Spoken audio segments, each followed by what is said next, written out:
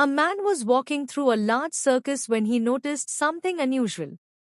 He saw a massive, powerful elephant tied to a small wooden stake in the ground.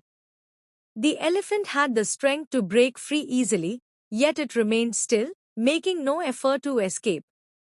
Curious, the man looked around and saw that all the elephants in the circus were tied the same way, a simple rope around one leg connected to a small stake in the ground.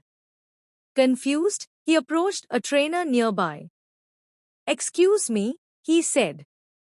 "These elephants are so strong.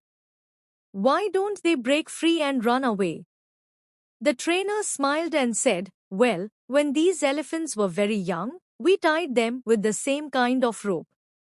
At that age, they were too small to break free. They would try and try, pulling with all their strength, but they couldn't escape. Eventually, they gave up." The man listened carefully. The trainer continued, "As they grew bigger and stronger, they still believed the rope was unbreakable. Even though they could now easily snap it and walk away, they never even try. They remain trapped, not by the rope, but by the belief that they can't escape." The man was stunned. He realized that these mighty elephants were not held back by their strength but by their own minds. As the man left the circus, he kept thinking about the elephants. How often do people live their lives the same way? Many of us carry invisible ropes, beliefs that limit us. Maybe as children, someone told us we weren't good enough, smart enough, or strong enough. Maybe we failed at something once, and now we believe we will always fail. "I'm not good at public speaking. I'll never be successful. I can't change my life." Just like the elephant, we believe these limitations are real, even though they are just mental barriers. Take the story of Thomas Edison, the inventor of the light bulb. He failed thousands of times before he succeeded.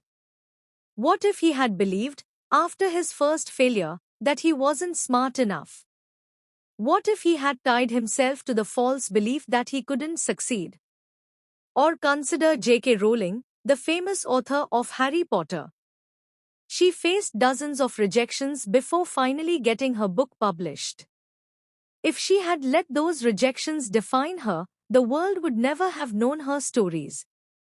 Both Edison and Rowling refused to be like the elephant. They broke free from limiting beliefs and kept pushing forward. If you feel stuck, it's time to examine the invisible ropes holding you back. Identify your limiting beliefs. What's stopping you? Is it fear? Doubt?